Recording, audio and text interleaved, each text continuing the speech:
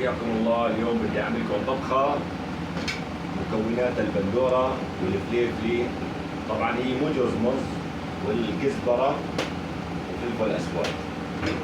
شوفوا معي الطريقه راح تعجبكم كثير.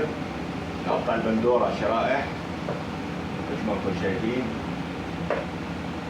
شرائح. نقطع البندوره ونحطها هيك بأرض المقلاي على حالها، طبعا من دون زيت ومن دون شيء. قرص البندورة على حاله طبعا. هلا شوفوا لي على الطبخة وجربوها، بنصحكم تجربوها. أطيب فطور هاي بتصير، أطيب فطور. جربوا لي طريقتي وبإذن الله ما راح تندموا. بس تابعوني خطوة بخطوة لنهاية الطبخة وشوفوا المنظر النهائي وطعمي لا توصف. طبعا هذا الفطور السريع، فطور ملوكي، فطور ملوكي. مثل ما عملنا هيك، بعد ما عملنا البندورات هيك على الطريقة هاي صفطناهم، نفرم قرن فليفلي.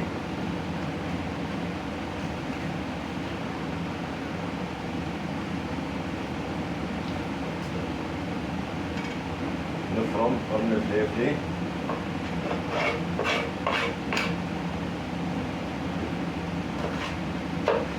طبعا الفليفلي بس مشان ننكهها، نطلع نكهة طيبة.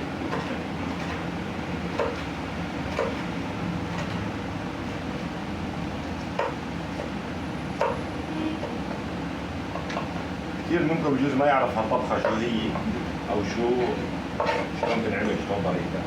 طبعا هاي لا زيت ولا سمنة ولا شيء، ما بدها شيء. مية البندورة لحالها. هلا بفرجيكم الطريقة خطوة بخطوة إن شاء الله. هلا بعد ما فرمنا الفليفلي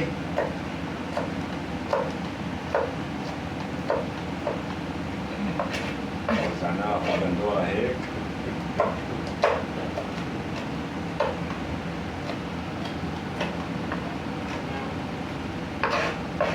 رشة ملح مثل ما انتم شايفين، مو مشان شي، مشان صحتكم. رشة كزبرة، يا عيني على الكزبرة، يا عيني كزبرة. وعندكم رشة فلفل أسود. وهلا هيك بتنتظروا المرحلة الثانية.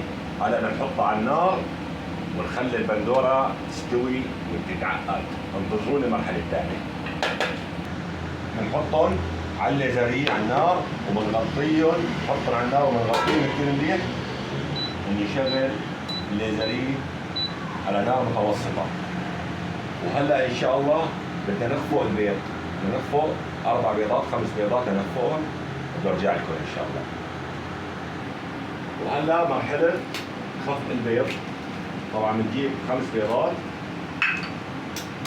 نخفق البيض. طبعا البندورة على النار مسكرين عليها مشان تستوي. البندورات على النار. نرجع لهون على خفق البيض. هاي خفقنا 5 بيضات.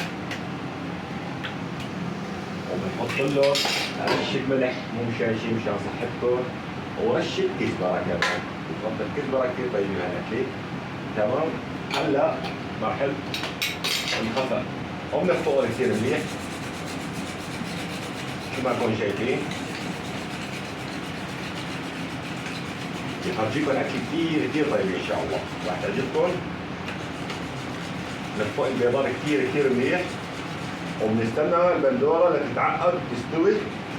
بدي افرجيكم شلون راح تطلع منظر بشهي مثل منظر البيتزا. طبخة كثير طيبة وعلى الفطور بتشهي.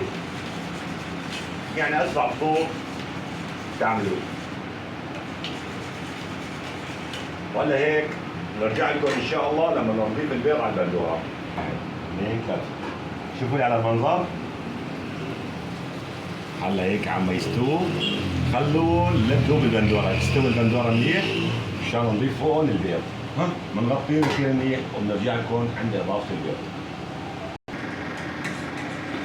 هذا شوفوا لي شلون المنظر، شوفوا لي شلون المنظر.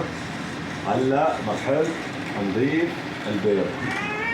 البيض شوفوا لي المنظر هيك بهالطريقة هاي، وبنعيفهم على النار. هلا بفرجيكم المنظر النهائي 10 دقايق ان شاء الله بفرجيكم المنظر النهائي. شوفوا لي المنظر لما بحط في البيض، بس استنوا 10 دقايق بيطلع مثل منظر البيتزا، وبتاكلوا هالاكل وبتدعوا لي طبعا. بنغطيهم نرجع لكم ان شاء الله. وهلا بدي افرجيكم المنظر النهائي. شايفين على المنظر النهائي شيء بشهي. شلون هالمنظر النهائي؟ يا سلام، هاي طبختنا جاهزة.